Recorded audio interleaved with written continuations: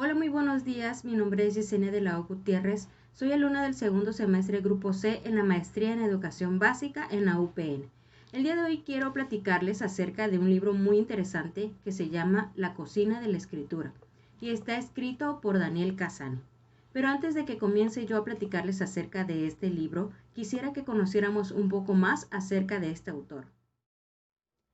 Daniel Cassani nació el 3 de diciembre de 1961.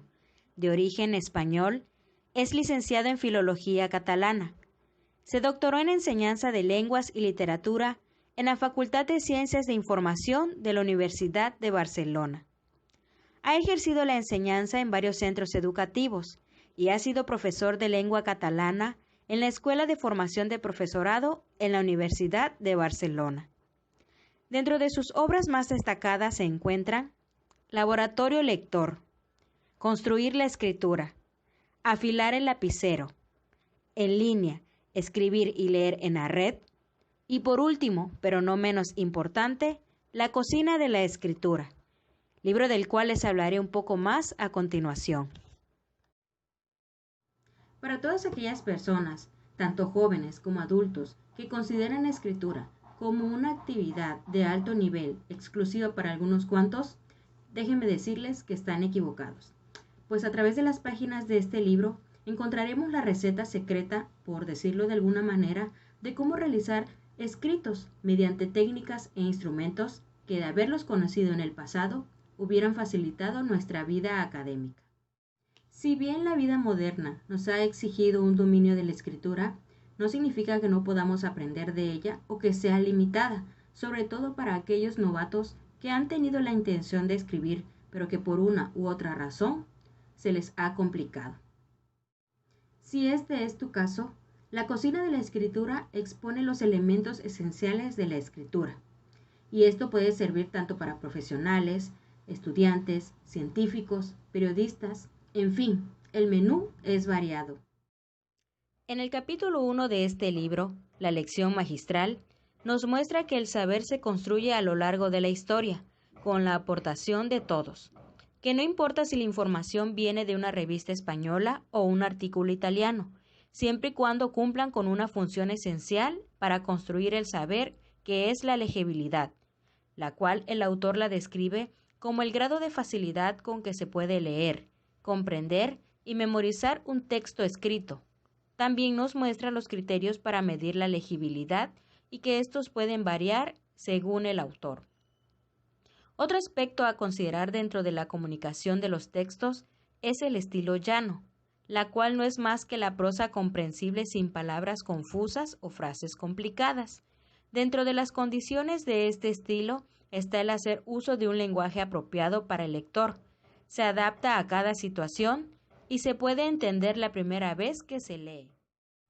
Finaliza este capítulo haciendo referencia a los procesos de composición, que no es más que el campo de acción que se refiere a lo que piensa, siente, hace y escribe el autor. Este proceso comprende desde el inicio de lo que se va a escribir hasta la versión definitiva de cualquier texto.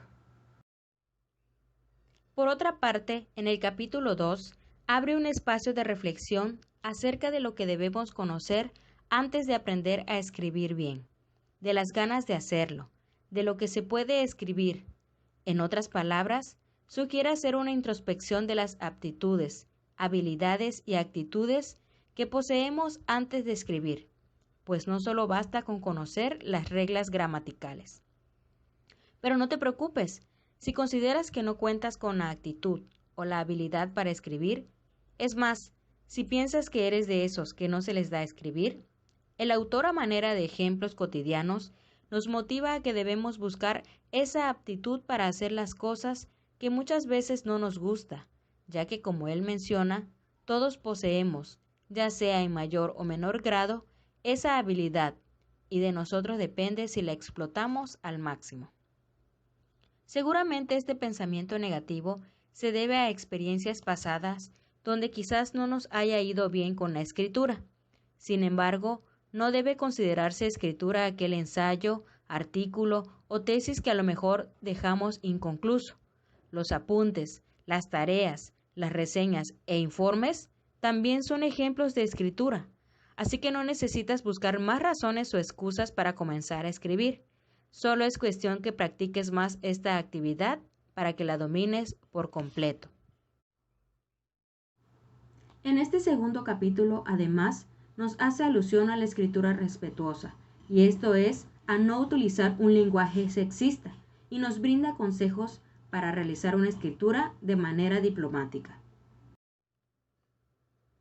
Concluye este capítulo con un pequeño ejercicio de cómo nos visualizamos como escritores y nos facilita una serie de preguntas clave para que nos autodescubramos y tomemos conciencia de la realidad y encontremos respuestas a hechos que quizás de otra forma nos hubieran parecido absurdos.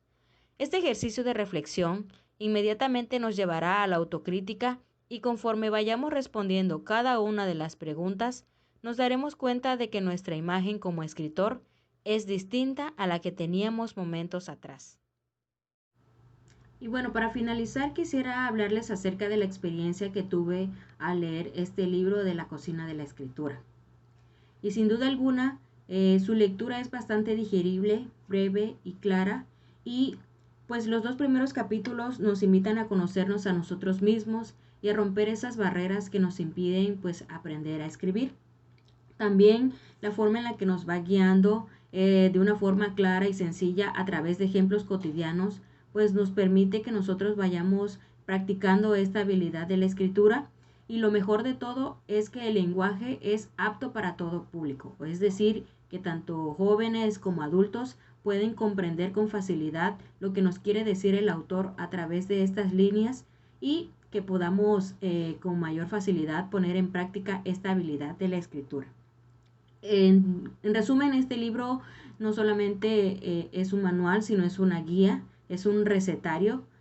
Yo por eso considero que el autor decidió ponerle este título al libro, porque nos va dando consejos para que nosotros los vayamos aplicando de manera progresiva en nuestra vida cotidiana y así poder mejorar nuestra habilidad para escribir. Y bueno, esta sería la reseña de los 2 primeros capítulos de este interesante libro. A continuación los dejo con mi compañera que les va a platicar acerca de los capítulos 3 y 4 de la cocina de la escritura. Saludos. Capítulo 3. Accionar máquinas. En este capítulo encontrarán sugerencias respecto a lo que debemos de hacer cuando se presenten los bloqueos a la hora de escribir. Los bloqueos pueden surgir porque no tenemos el hábito de la escritura. Casani menciona el diario personal como una herramienta para inspirarnos y escribir a partir de sucesos o acontecimientos y con ello lograr el hábito de la escritura. Y así evitar que se presenten los bloqueos que les sucede comúnmente a las personas. También nos menciona que al realizar mapas y redes ayudan a la redacción de textos, debido a que en ellos se plasman palabras claves que se van relacionando con las ideas y estas a la vez van generando la redacción. Estas sugerencias son fáciles que permiten evitar los bloqueos cuando tenemos una hoja en blanco y no sabemos qué escribir. Si las implementamos correctamente, tendremos una facilidad a la hora de redactar.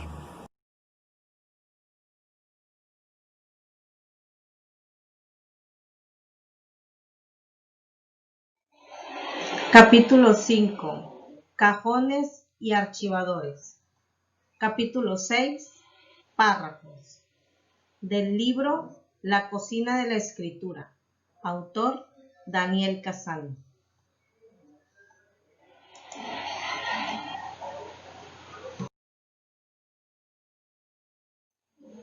En el capítulo 5, Cajones y archivadores, hablaremos del primer punto, que es ordenar ideas.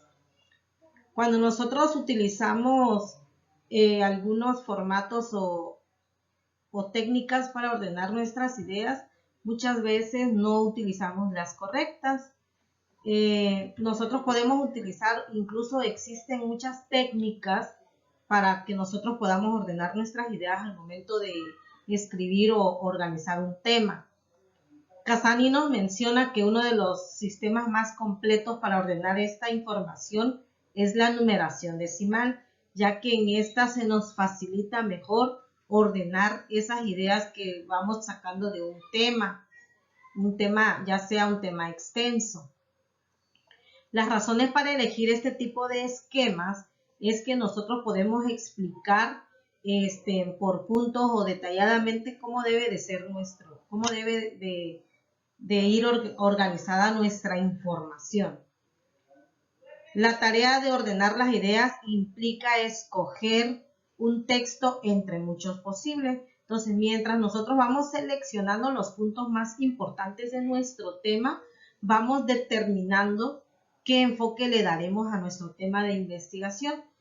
De esta manera, en la manera en que nosotros vayamos ordenando bien nuestras ideas, de organizarlas correctamente, nuestros lectores pues obviamente van a comprender de manera clara y con rapidez lo que nosotros queremos dar a conocer en nuestro tema. Van a comprender la intención que queremos dar en ese tema. Entonces, todo depende de cómo nosotros organicemos esas ideas. Por eso es lo más importante, es el primer punto para que nosotros podamos hacer un tema de investigación. Primero tenemos que ordenar todas esas ideas que nosotros tenemos respecto a un tema.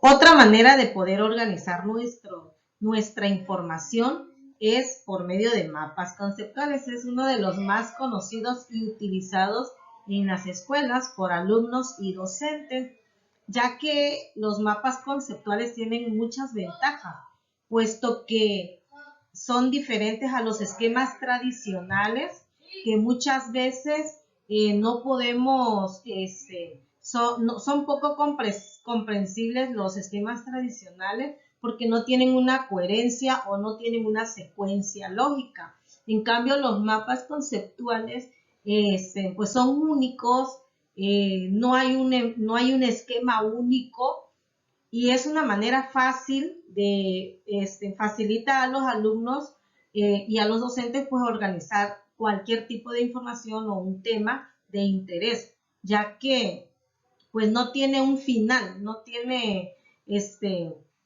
un tope y por lo tanto el alumno puede ir escribiendo, ir sacando muchas ramas de un tema en particular. Los temas siempre se ponen al centro, de donde van saliendo los demás como raíces, que son los subtemas, y se van colocando palabras claves. Los mapas conceptuales no pueden ir rellenos de textos, sino solo palabras claves que el lector pueda comprender y pueda asimilar a simple vista. Los mapas conceptuales pues tienen varias utilidades, desde ordenar ideas, hacer resumen, esquemas, entre otras cosas, otras utilidades.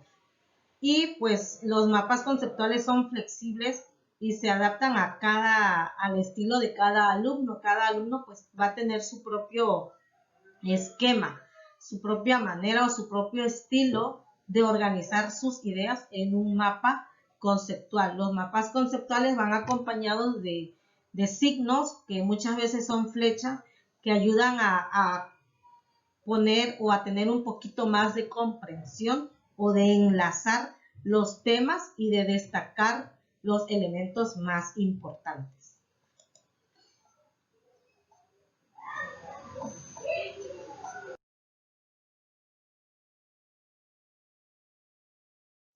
Estructuras del texto. Cuando nosotros organizamos nuestras ideas, tenemos que tener una estructura de cómo vamos a organizar nuestro texto. Los textos por lo regular tienen divisiones y subdivisiones que tienen que corresponderse con unidades equivalentes del texto. Entonces la escritura cuenta con su propia organización por jerarquías, ya que esto permite articular cualquier mensaje por apartado. Entonces, por eso Cassani habla de una estructura. Empieza de lo más primordial, que sería el punto más trascendental, y va hablando por capítulos, que en este caso son apartados de un subtema y del conjunto, y se introduce con un subtítulo. El texto es el mensaje completo que se marca con título inicial y un punto final. Entonces, los párrafos que van introducidos en esta estructura deben de tener también unicidad significativa y deben de ser separados en el texto. Las frases empiezan con mayúsculas y terminan con un punto y seguido. Entonces, nosotros debemos de tomar muy en cuenta de qué manera vamos a estructurar nuestro tema, siempre tomando en cuenta la jerarquía, es decir, la importancia de nuestros temas.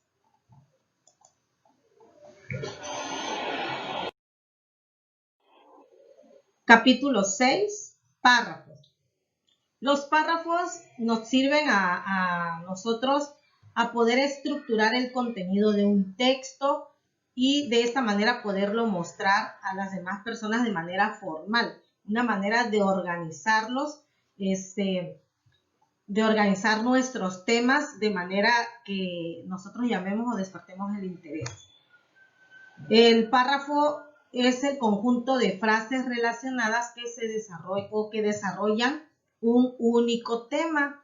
Los párrafos inician con una mayúscula y terminan con punto y aparte. Entonces, su función externa es en los textos breves de 2 páginas, el párrafo es trascendental. Se puede hablar de párrafos de introducción, de conclusión final, de recapitulación o de ejemplos o de resumen. Entonces, nosotros podemos utilizar cualquier tipo de párrafo. Dentro de su estructura interna se distinguen varios constituyentes. En este caso, entrada inicial, una conclusión, el desarrollo y los marcadores textuales.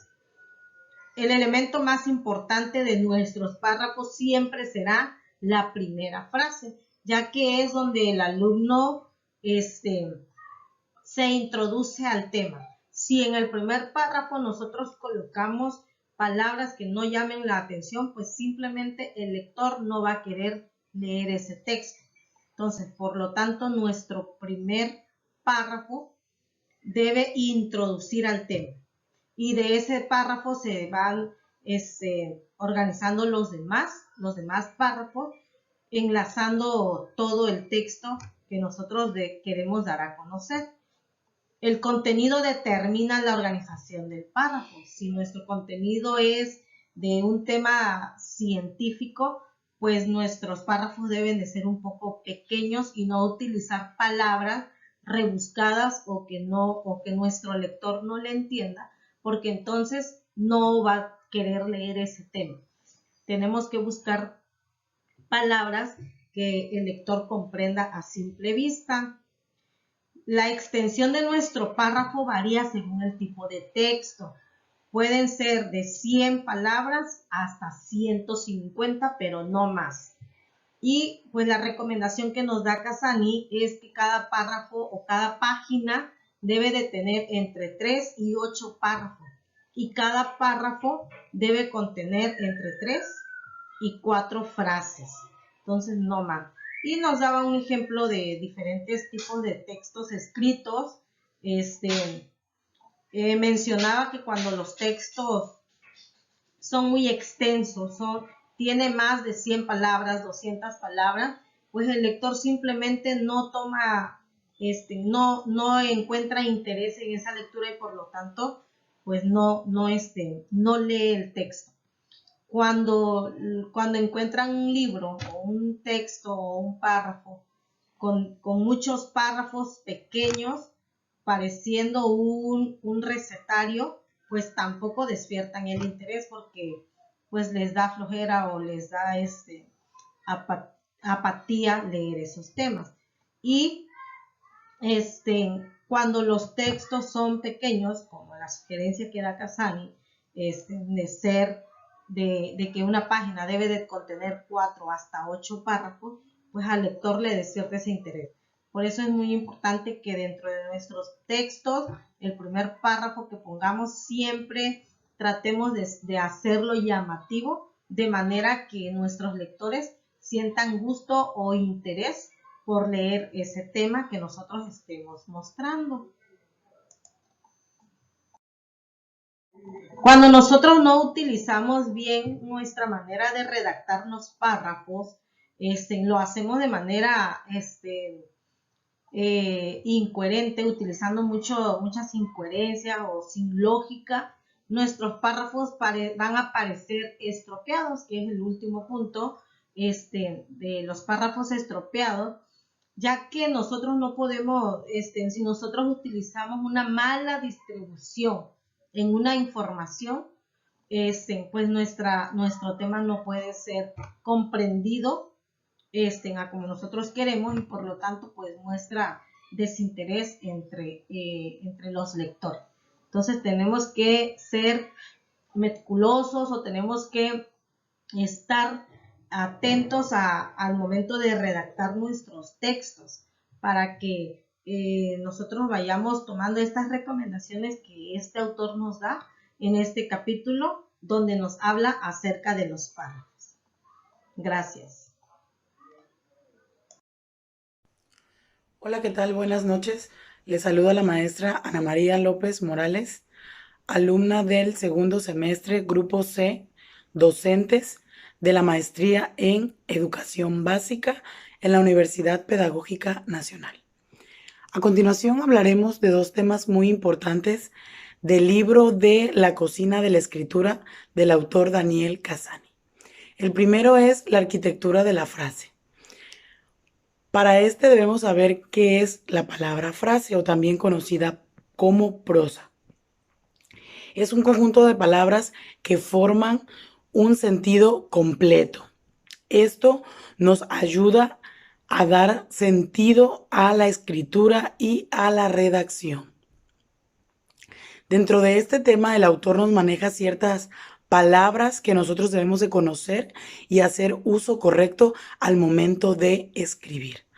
La primera es hacer buen uso de la semántica. ¿Y qué es esto? Es la ciencia lingüística que se encarga de estudiar el significado de las palabras. Esto nos va a ayudar y a facilitar al momento de redactar, para que el lector no se pierda y entienda lo que nosotros estamos plasmando. También es importante tomar en cuenta la silepsis, es de la concordancia de las palabras que nosotros vamos a utilizar al momento de escribir. También debemos hacer buen uso de la sintaxis. Este es el orden que tienen las palabras al momento de ser plasmadas. En este tema el autor nos deja claro que hay que tomar en cuenta el sujeto, el verbo y el complemento. Pero la esencia de este tema es que nosotros debemos hacer buen uso y correcto de la puntuación. Esta va a marcar los signos sintácticos de la escritura, que es el ordenamiento de las palabras, para que la idea central que se quiere plasmar no se pierda, sino haya un inicio, una continuación y un desenlace. Debe estar claro y específico cuando hay una coma, cuando hay un punto, cuando hay un punto y aparte, cuando hay un punto y seguido.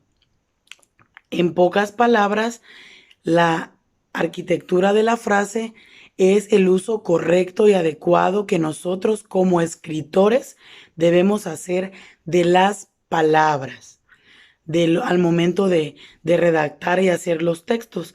¿Para qué? Para que el lector tenga esa idea clara, precisa y concisa que nosotros hemos plasmado.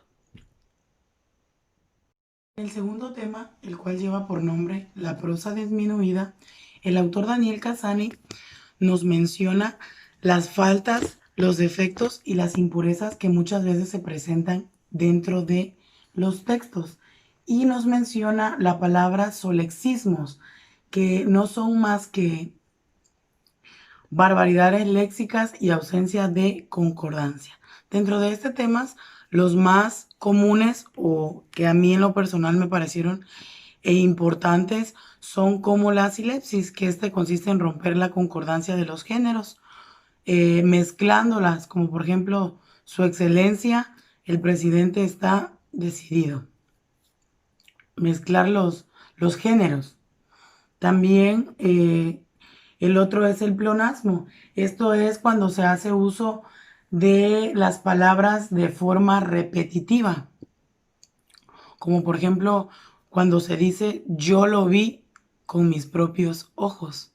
O sea, ya el momento que dices yo lo vi, se entiende que fue con los ojos.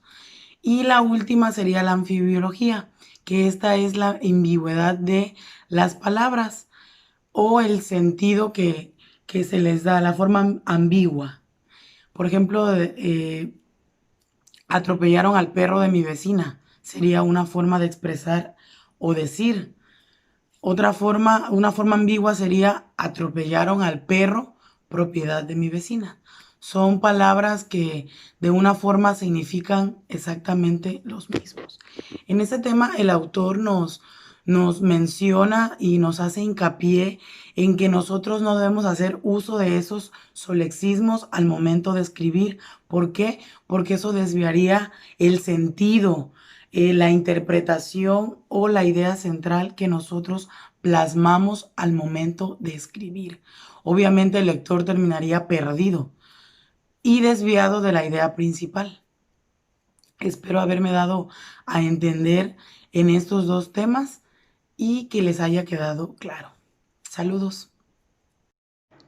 Buenas noches, mi nombre es Lluviadeli Moreno Frías, soy maestrante de la Maestría de Educación Básica del grupo segundo C, modalidad de los sábados, en la Universidad Pedagógica Nacional, unidad 271. Hoy les hablaré acerca de 3 temas del autor Daniel Cassani en su libro de La cocina de la escritura. En uno de sus temas, Daniel Cassani habla del juego sintáctico. Juego sintáctico le llama al enriquecimiento que se le da a una oración añadiendo más palabras para expandir la misma. Es decir, de una oración simple como el loro picó a la abuela, se puede acomodar utilizando más palabras para expandir y puede decir el loro verde picó 3 veces a la abuela Teresita, por ejemplo. Entonces, a este juego de palabras le llama juego sintáctico. Otro tema de Daniel Cassani que nos menciona en su libro de La cocina de la escritura es el de las 9 reglas para escoger palabras al momento de redactar. Es aquí en donde nos menciona cada una de estas reglas, cómo se deben de implementar en la redacción. Nos habla de no utilizar muletillas, nos habla de evitar repeticiones ya que hacen que la prosa se vuelva aburrida. Nos habla de evitar comodines, que son las palabras que se repiten constantemente cuando ya no tenemos otra palabra por cual sustituirla.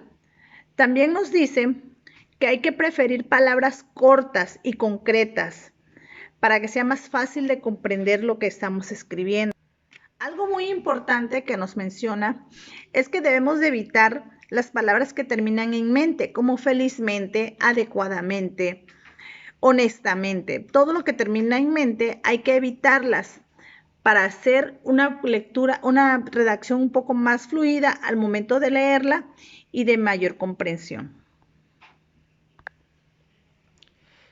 Nos dice la importancia que tienen los marcadores textuales en escritura, ya que estos nos hacen introducir a un nuevo párrafo o al tema, o también tener idea del orden que se le está dando a lo que se está redactando. En este caso, por ejemplo, al hablar de un tema, Si vas a continuar hablando de este, se tiene que buscar un marcador textual para que el lector sepa que va a seguir adentrándose a la información que ya leyó. Hay marcadores textuales para distinguir, para continuar con un tema, para hacer hincapié, para iniciar un nuevo párrafo, para iniciar un tema, para detallar, para acabar, para resumir, para indicar el tiempo del que se está hablando y para indicar espacio. El último punto del que les quiero hablar es de la imagen impresa. En este punto nos detalla Cassani de que la imagen impresa logra incitar al lector a leer. Es decir, cuando se tiene un texto ordenado, cuando se tiene una imagen ordenada, lo primero que se ve o que ve el lector es el recuadro, el margen en donde está el texto. En un texto ordenado es más fácil captar la atención del lector. Es más fácil que el lector se apegue a lo que es la lectura y que le preste interés.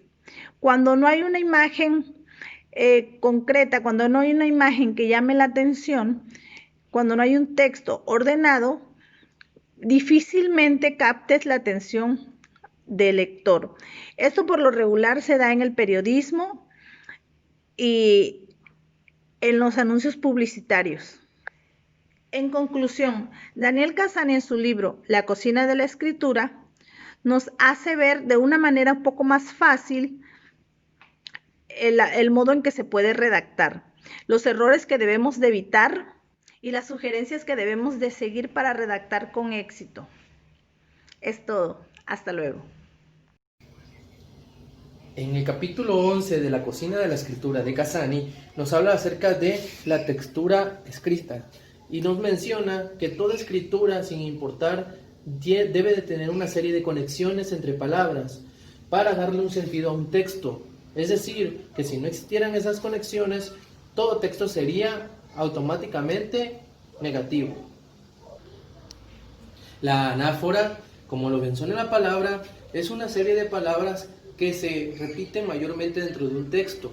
Cada autor tiene diferentes formas de plasmar las anáforas.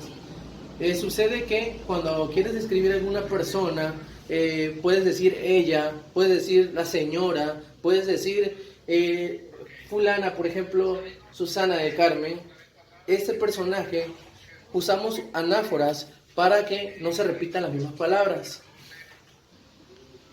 Las anáforas que mayormente conocemos son los sinónimos. Como mencionaba en el ejemplo anterior, es cuando una palabra la describes de otra forma y lo usan todos los autores, entre eso los estudiantes que apenas estamos aprendiendo a usar esta serie de palabras y los mismos escritores. Otros conocidos son los pronombres gramaticales, los pronombres variados, las gradas de determinación, los sujetos y los objetos. Todos estos forman parte de las anáforas dentro de este capítulo. Es importante también tomar en cuenta que si no sabemos el manejo de las anáforas, podemos llegar a complicaciones dentro del texto, dando diferentes complicaciones a la escritura y teniendo fallas en ella, perdiendo la lógica común de que lo que quieres expresar dentro de un texto. Esta es la parte del capítulo 11. En el capítulo 12 nos habla acerca del termómetro de la puntuación. Y existen dos aspectos fundamentales. El primero es la importancia de los signos que mayormente conocemos como los signos de puntuación. Y nos menciona que dentro de cualquier texto siempre van a existir las palabras, los sinónimos, los antónimos y todo aquello que compleja dentro de un texto, sujeto, verbo y todo lo demás. Pero dice que todo tipo de escritura siempre va a tener algo más complejo y algo más necesario. Y en este caso son los signos de puntuación. Como sabemos todos, cualquier signo de puntuación nos puede ayudar o perjudicar dentro de un texto. Una coma puede cambiar el significado de toda una oración escrita o leída. Por su parte, todo signo de puntuación, como bien mencionaba antes, tiene una jerarquía y tiene una importancia. Los que mayormente usamos dentro de la gramática y de la escritura son el punto y la coma, pero existe punto y seguido, como bien sabemos que es cuando le queremos dar o otra continuidad del texto, el punto y aparte, que es para diferenciar una parte que está por concluir, una parte que está por comenzar dentro de un texto que tiene la misma sintonía, y el punto final, que como bien sabemos es para dar fin a toda la parte de un texto. Al igual existe el punto y coma para dar una sugerencia o algo que quieras dar a conocer dentro del mismo texto, y algo conocido mayormente como coma, signos de admiración, de interrogación y los paréntesis, que nos ayudan a separar palabras y a poner otras palabras de ideas dentro del mismo texto. Para concluir con este tema 12, es necesario recordar que todo lo que escribamos, lo que pensamos y leemos, tiene que tener un sentido dentro de la escritura. No podemos solo escribir por escribir sin usar los signos de puntuación, ya que estaríamos cometiendo un error y no daríamos a conocer exactamente lo que queremos que el mundo aprenda o conozca. En esta parte les agradezco por su atención. En el último tema de este libro de la cocina de la escritura de Cassani, nos menciona un tema muy importante que se llama pintar o reconstruir. Y en este menciona que no lo quería dejar al final, porque nos habla acerca de las revisiones, que es algo fundamental para la escritura. Menciona que todo escritor tiene que saber revisar todo lo que va escribiendo, y cualquier practicante también debe de hacerlo. Entonces nosotros como docentes tenemos más que nada ese deber de revisar el texto de una manera atenuante y única, que no sea algo simple y sencillo, solamente leer por leer, sino se vaya más allá. Eso es una revisión constante. Existen los tipos de revisores, como antes mencionaba, los aprendices y los expertos. Y nos menciona en el primer punto: una revisión sirve para corregir errores. El aprendiz solamente lo ve para corregir errores, no ve más allá de una revisión. Por lo contrario, el experto dice, sirve para mejorar la escritura de un texto. No solo para corregir un error, sirve para mejorar, para darle un verdadero sentido al texto. No nos quedamos solamente en que se revisó y esto está mal, quita, sino para darle una calidad a ese texto. Dice que también en la extensión, el revisor, aprendiz, le afectan lo que son las palabras o frases aisladas en su revisión.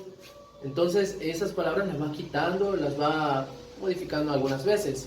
Por lo contrario, el experto dice que afecta a fragmentos extensos. Como bien sabemos, toda escritura tiene que ser digerible para cualquier tipo de lector, sin importar el nivel en el que esté cursando. También dice en la técnica, lo que es el aprendiz, dice que tacha las palabras mayormente. ¿A qué se refiere con tachar palabras? Se refiere a quitar o excluir palabras, solamente porque cree que no va dentro de ese texto. Por lo contrario, el experto trata la revisión como un proceso de desarrollo al texto. Es decir, se va fomentando, se va incluyendo, se van modificando algunas palabras para darle sentido. Van haciendo una unión y una conexión, como mencionaba en los temas anteriores. También el aprendiz, en su revisión, va haciendo algunas subjetividades de esto suena bien, esto no suena bien, esto va para afuera, esto queda dentro. El otro no, el otro decide cómo revisar. El experto siempre va a decidir, antes de empezar una revisión, cómo va a revisar. No solamente va leyendo y va revisando al mismo tiempo, no. Él hace una lectura plena de todo el texto y después piensa exactamente cómo lo debo de revisar. Pueden incluir preguntas, como bien menciona en el texto de Cassani, acerca de las palabras, cómo están las palabras formuladas, el texto si es largo o es corto, entre otros tipos de preguntas que le ayudan a él a revisar y a tener un texto único e incomparable. Muchas gracias por su atención. Esto fue el texto de la cocina de la escritura de Cassani. Espero les haya gustado. Tengan un buen día. Capítulo 13. Niveles de formalidad. En este capítulo se refiere a que cada situación requiere un nivel de formalidad distinto, adecuado al interlocutor, a la función y al texto. Si no se respeta, peligra el éxito de la comunicación y la relación entre los interlocutores. No es nada fácil hallar el punto justo de nivel de formalidad para cada comunicación. Dominar la escritura significa también percibir el valor sociolingüístico de la lengua. Las marcas de informalidad o de formalidad son cada uno de los elementos que otorgan al escrito su nivel de formalidad. La adjudicación de formalidad o informalidad a un rasgo verbal depende de los usos lingüísticos que haga de él su comunidad de hablantes.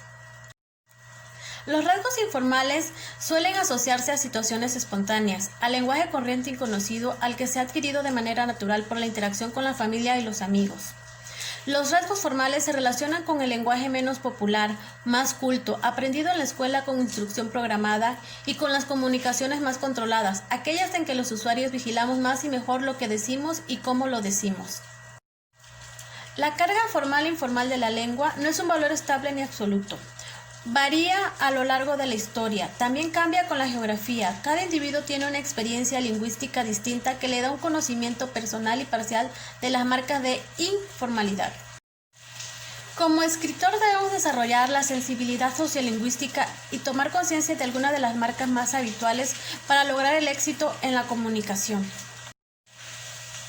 La variación de formalidad afecta a todos los aspectos textuales, desde la caligrafía o la presentación hasta la organización de la información o el estilo retórico. Todo se adapta a cada situación comunicativa. El nivel de formalidad adquiere mucha relevancia en la correspondencia, porque autor y lector se interpelan el uno al otro por medio de la escritura. Por lo tanto, como escritor debemos utilizar el lenguaje apropiado a las circunstancias.